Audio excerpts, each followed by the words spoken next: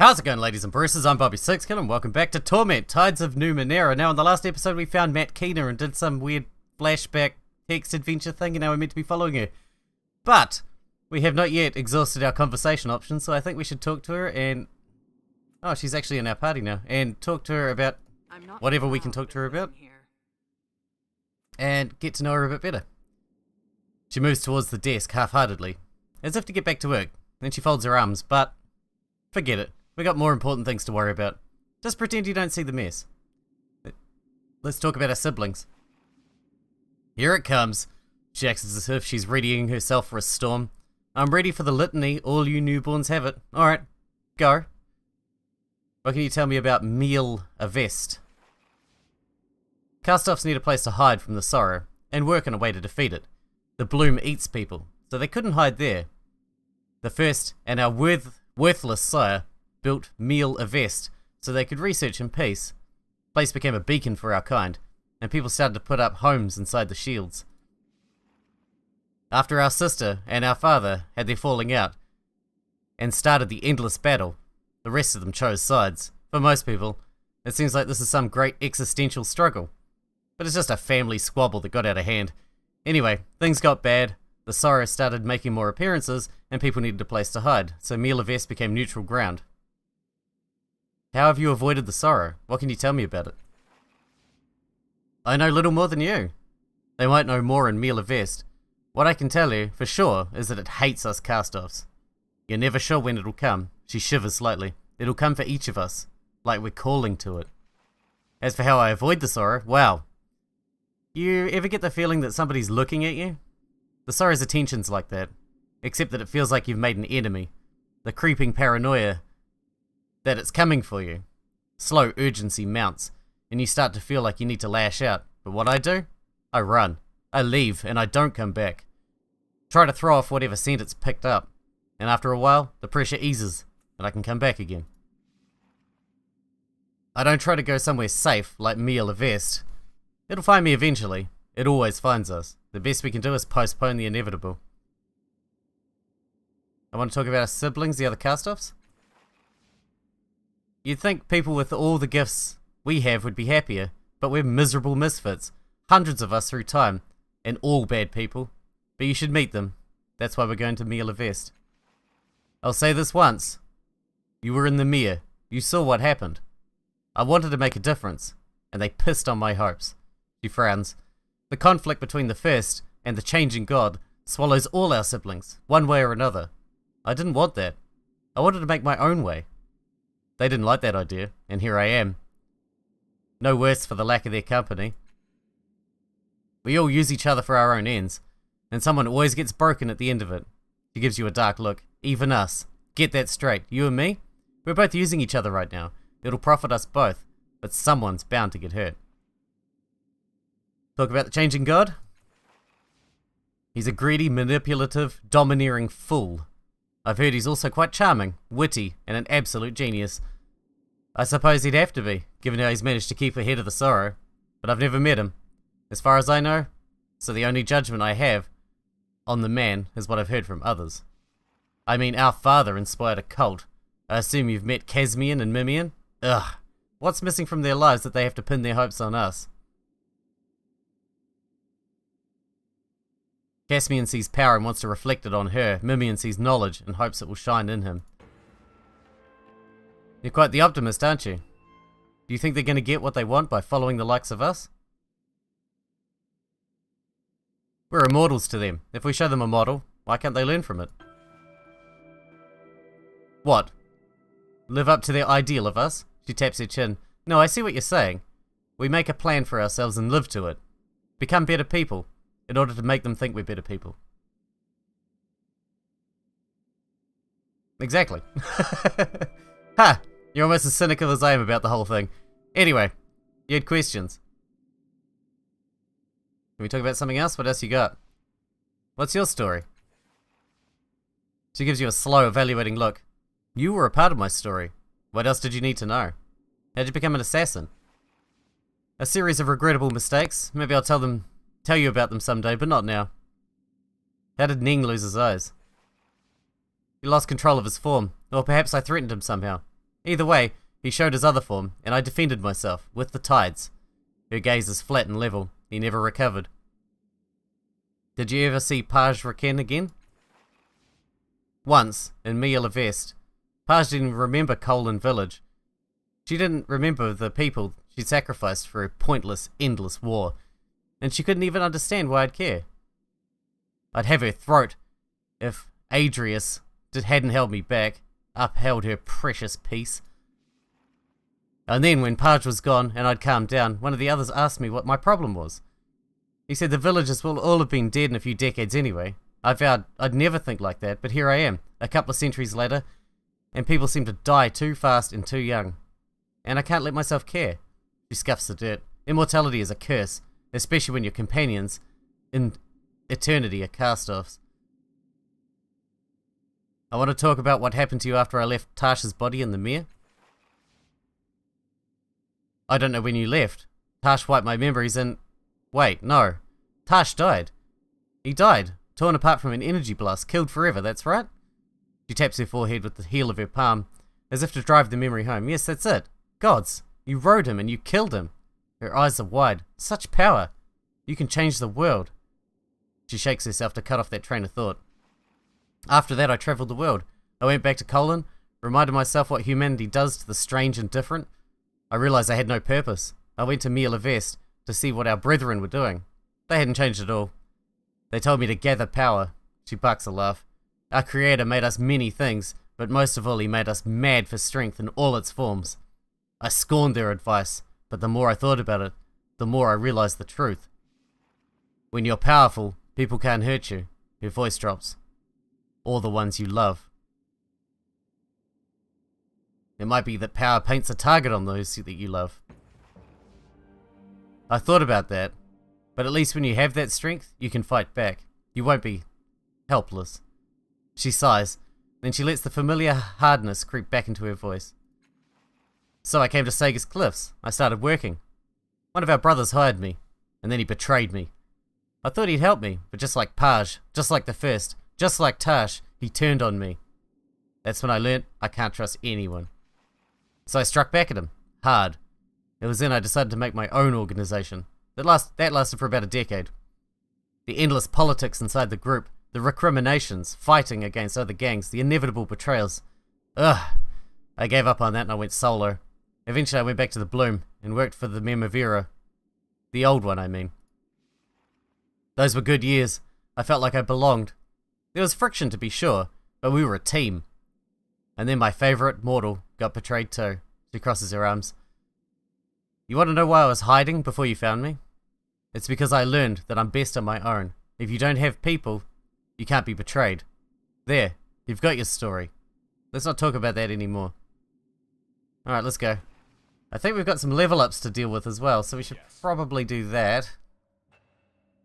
So we can do edge or stat pulls.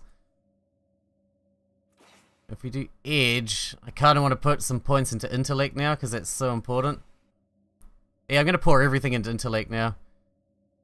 Because it's been like the most important stat. I wasted so many points on might. It's ridiculous. Alright, what do you got? You can increase edge, and that's it. What's your stat of choice? I think might's his stat of choice. Nah, fuck it. Might will do. Hard-earned knowledge and spurred by ink.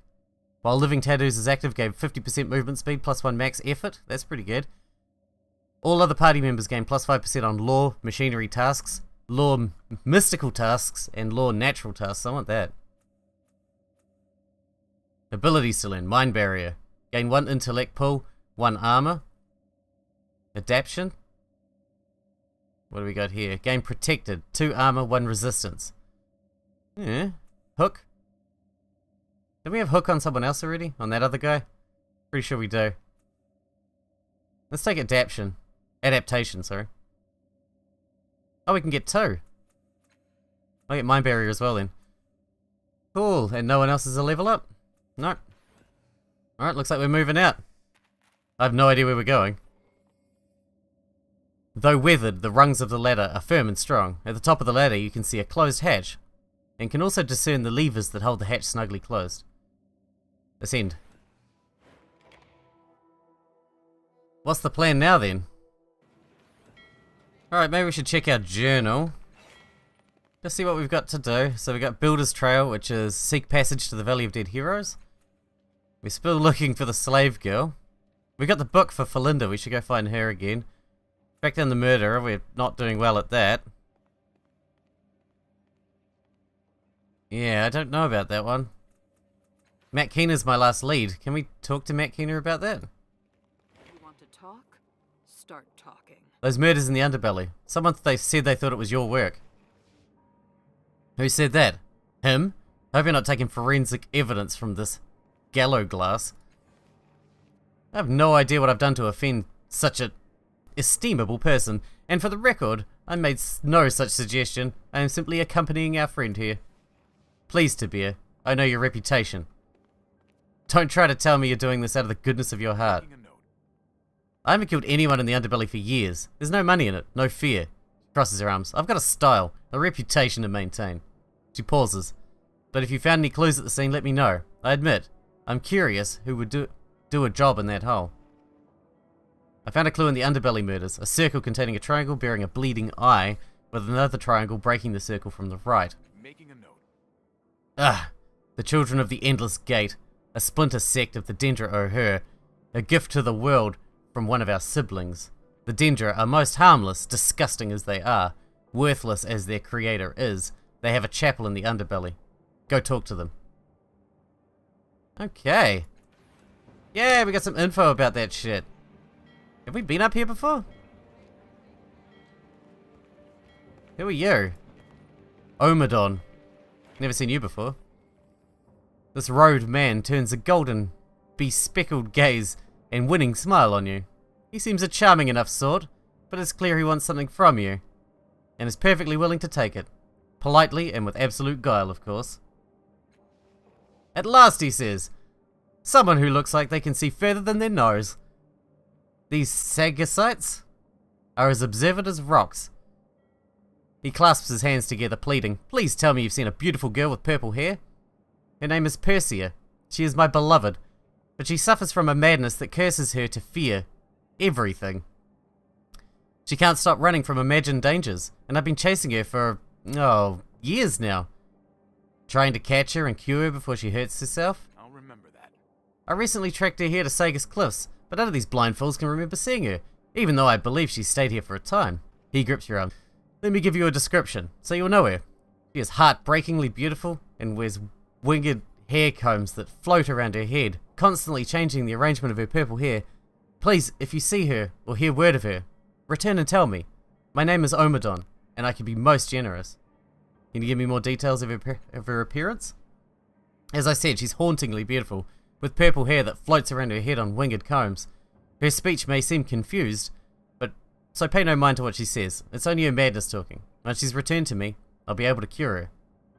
What sort of things will Perseia say when she's raving? Remember that. Almost anything. But one of her most persistent delusions is that I'm her enemy.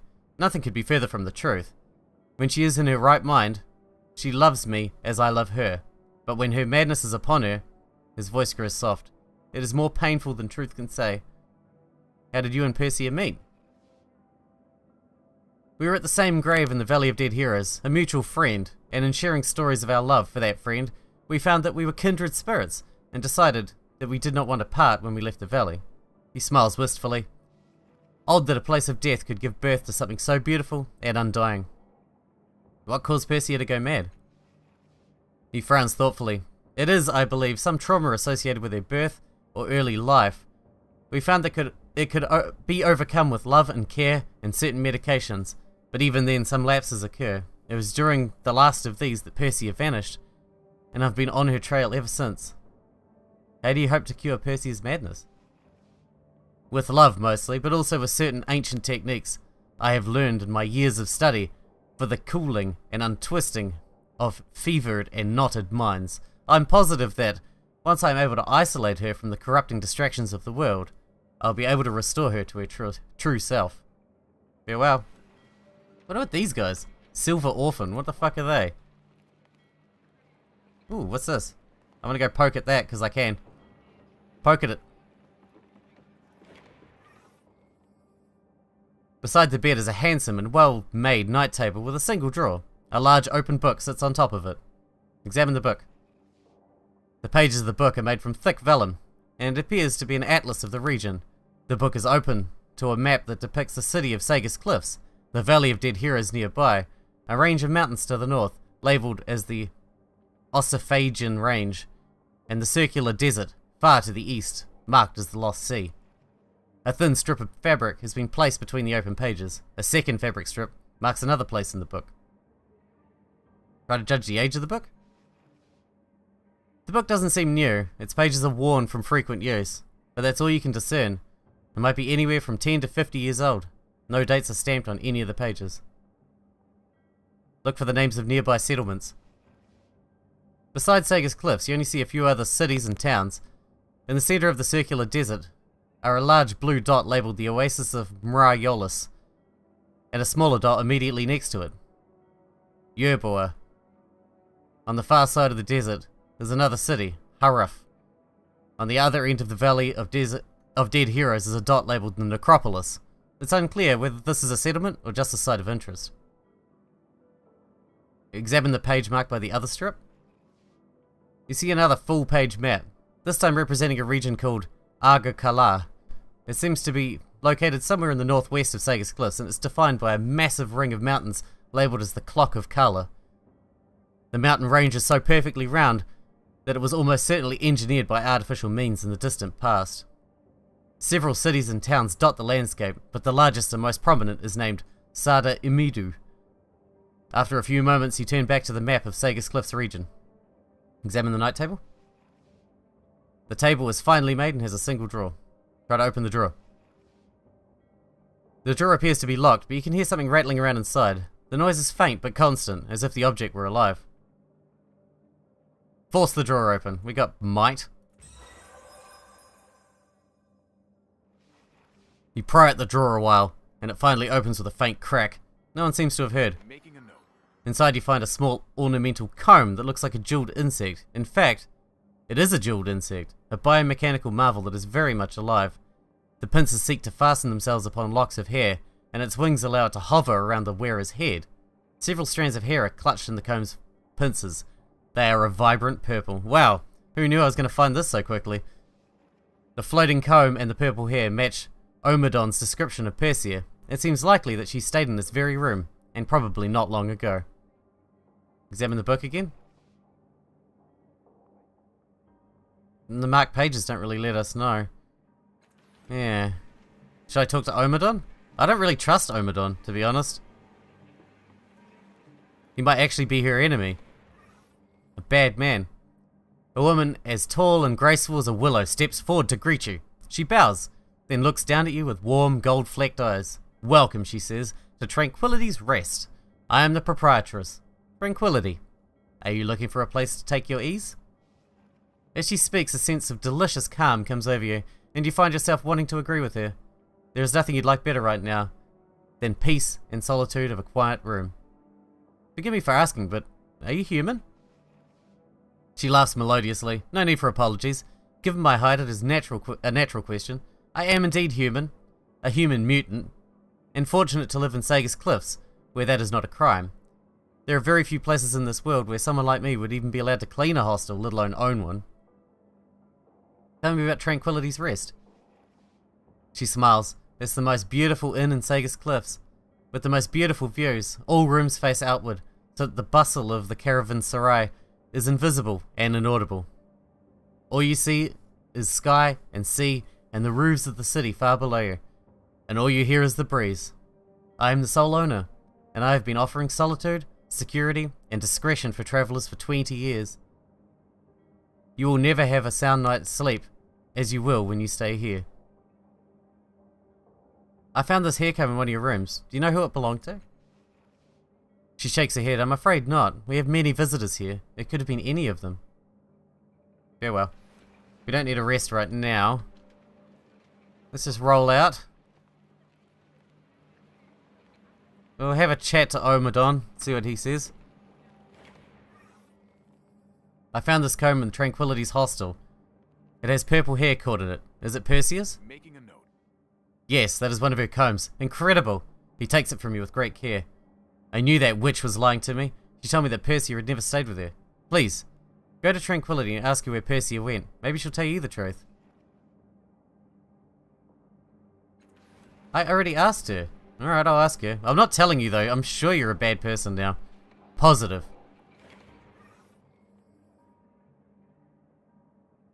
I found this comb in one of your rooms and I showed it to Omidon. He's sure it belonged to Perseia. She's been here, hasn't she? She looks down embarrassed. Yes, I lied to both you and Omidon, and I'm sorry for it, but perhaps you'll understand when I tell you Perseia's story. I'll remember that. Omidon may believe her to be his one true love, but it is obsession, not love, and it has made a monster of him. She sighs. From what Perseia told me, he found her corpse in a sepulchre in the Valley of Dead Heroes, perfectly preserved by ancient science, and fell in love with her beauty. His foolishness might have ended there, except that Omidon had an ancient science of his own, and he used it to wake her from death. He grunts and speaks into your ear. A fool with the power of a god? You wouldn't know anything about this sort of thing, would you, cast off? He seemed to think this unasked for resurrection would make him a hero in her eyes, and that she would fall instantly in love with him. But she was unnerved by his fervor. She explained that she didn't share his feelings. He wouldn't listen. He saw her disgust as a passing madness. Perseia has fled from him ever since, but he is relentless. She looks up. Do you see now why I helped her? Why I lied to him? And to you? He's hounding the poor girl, he mutters in your ear. She wants nothing to do with him. Shameful behavior. And that's me saying it. Yes, love can't be won through obligation. It must be given freely. She breathes a sigh of relief. I'm glad to hear you say that. What do you intend to do now?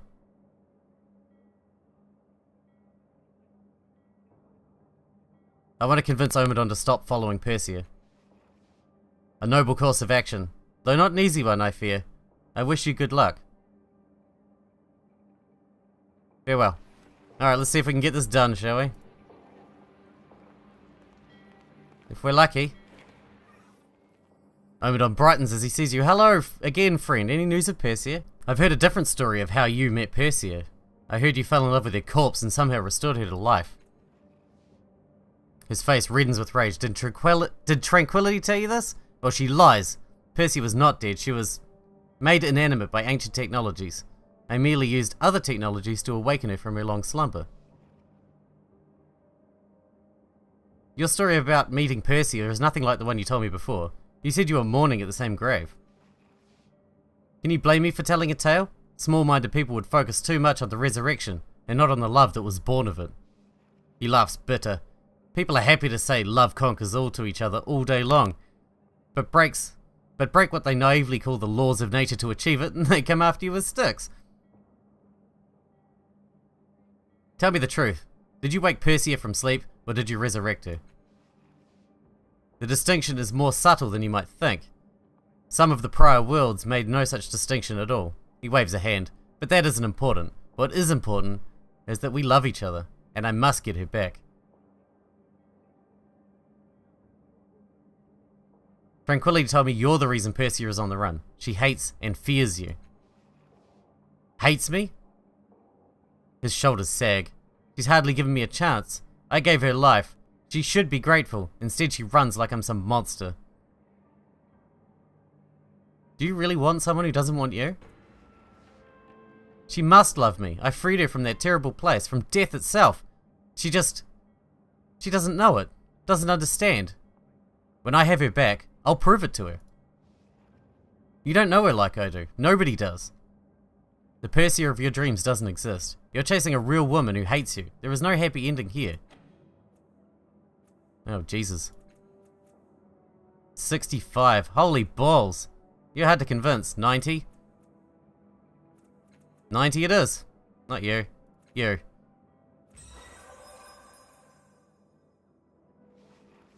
For a long moment, Omidon looks like he's about to punch you, but then he turns away. You're right. My Perseia was the one who slept. The one who woke was a stranger to me. And I have tortured both her and myself by trying to force her reality to match my fantasy. I've been a fool, and worse, a villain. She will not see me again. I'm making a note. We did it! Yay, we actually helped someone, rather than just fucking shit up for everybody. Let's go talk to Tranquility, I'm sure she'll be happy. I've convinced Omidon to give up looking for Perseia. That is wonderful news, she says, her eyes shining. You've done her a great kindness. Thank you. I try. Oh look, we gotta level up. Ability or skill, extra effort. Jesus, we got so many options with this guy. Extra effort might be good. Skill? Initiative, quick fingers, stealth, and running. Yeah. Ability? We don't really do we don't fight much, you know? Let's just put extra effort up. Now I'm ready for anything. Are you just? Confident motherfucker. Alright. Well, we can head down to the Dendra O'Her Chapel to talk to them. The state of execution I think we might have fucked up. We need to talk to Felinda. Let's check our map. I don't think we've really checked out this area very much yet. That's the way down. What's over here? Let's have a wander around, see what we can see. Do we know where this goes? Map says Government Square. I don't really need to go to Government Square right now. What about up here? I'm gonna do a little bit of exploring before the episode finishes. Oh, we actually did something this episode. I'm pretty chuffed with it. Pretty chuffed. Pretty happy. All right. Dude, there's a lot of different places to go up here. Hang on. Is that a dead end? We got a sailor. And we have a airship. An airship. My bad grammar. Master Renio, let's talk to you. Making a note. The airship master is keeping a nervous eye on his vessel. He is a short and wiry man, dressed in travel-stained but well-kept clothing. He is chewing on his impeccably groomed moustache in frustration. As you approach, he turns away from his vessel. Welcome to Master Renio's aerophile adventures. I'm afraid that I will not be departing anytime soon. Not since the theft. He said the word carefully, as if holding it at bay. I've always taken pains to see the best in people, he confides, swallowing hard. But that was before that runty, glowing, straw-haired idiot stole the coronet, my prized airship. He shakes his head, genuinely distraught. Until that thief is caught, my ship remains in dock, safely shuttered and chained. Can you tell me how your ship was stolen? Of course, he says, looking grateful that you've taken an interest in his plight. The vagrant asked to borrow my airship at first, if you can believe that. I refused, of course, and as politely as possible. He shakes his head slowly, sorrow stealing into his face. I only looked away for a moment to sign some paperwork, and when I turned back, he was already in the air, waving from the railing. I'll help you find him. That would be a great relief, he says, sighing. If you do stumble over him, bring him to me. I want to look the thief in the eyes and ask why he did this to me. Making a note. In the meantime, what can Master Renio's aerophile adventures do for you? Can you remind me what the airship thief looked like? We didn't know that, really, did we? He was a shorter fellow with blonde hair and a thin build. He was also glowing, Master Renio scowls. I should have known that what he was planning. Oh, I've seen his type before, reckless thrill seekers. I've never understood them. He nibbles at his thinning moustache. Stop eating your moustache. Tell me about yourself. The tiniest smile creases his face. I am the proprietor of this business, and a ship's captain. In happier times I ran a fleet of vessels to various ports of call. He shrugs. These are not happier times, and my fleet has been reduced. Now I have but a single vessel. He shrugs. Such is life. You build for your family, and the vicissitudes of fate drive your plans into the rocks. But my struggling enterprise is the least of the gifts I hope to bequeath to my heirs. I try to teach them dedication, endurance, fairness in all dealings. He shoves his hands into his pockets. What good would it do them to see me take unfair advantage? I'd rather be ruined than teach them that falsity is the route to success. He laughs softly. My apologies. This has been much on my mind of late. You did not ask about my philosophy. Where do you travel? Once I flew as far as Aga Kala, soaring above the Arvarin Wood and the unmeasured depths of Ornu Lake, above the lava fields of Ossiphagen and the plains beyond. I flew south over the ruins of the Tarbet homeland and east to the oasis of Mrayolis. He gestures at a single vessel. Now I fly solely to the Valley of Dead Heroes, conveying mourners and memorialists to the unchanging tombs. Updated my journal. Of course, I'm not flying anywhere at the moment. Not while that thief stole my airship walks free. What can you tell me about the caravanserai? Steeped in history, my friend, and you've come to the right man to ask about it. Ahem! He adjusts his clothes and stands taller. This was once a staging ground against our foes, the Tarbit. Our ancestors could observe the approaching enemy from here and direct their forces to meet them. They say that the defense was commanded from up here. He points towards a rocky outcrop on the far side of the plateau. Now, instead of a place of war, it serves as a place of commerce, built for the good of all, both ourselves and our foreign guests. Sager's Cliff sits atop a great hoard of Numenera and does thriving business in the stuff. We import foods, spices, textiles, and visitors from far-off lands. They arrive from Arga Kalar, Asteria, and Hayrest, among many, many others. My friend, this is a focal point of commerce in the Sagas Protectorate. He smiles. I play a small but proud part. Farewell. He's a happy man, and I like his philosophy. It's a good philosophy on life. Let's see what we've got up in here. Oh, actually, we should probably end this episode. Let's just see if there's anyone up here to talk to. No. All right. There's quite a lot of area to cover here. What is this? I want to jab at that.